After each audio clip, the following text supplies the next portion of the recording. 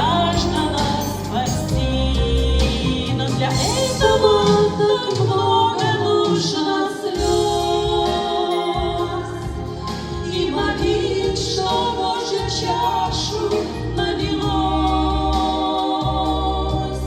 и они бы наполнялись до краев. Ответ уже у Господа готов.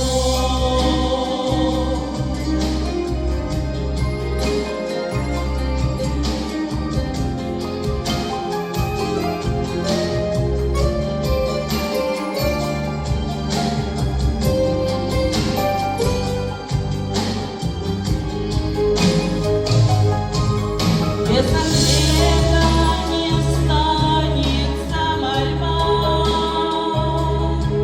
всех детей, у Господа судьба.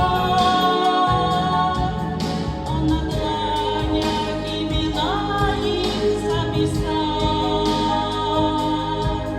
на Голгофе жизнь вечную им дал. Бог не хочет погубить ни одного, но спасти желает всех до одного.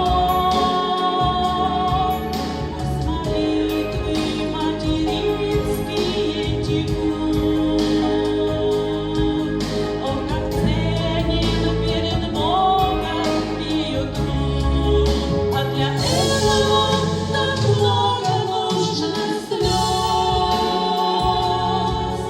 И молить, что Божью чашу налилось. Без молитв ваших и слез не преуспеть. Это сила, чтобы битве одолеть, а для этого так нужно слез.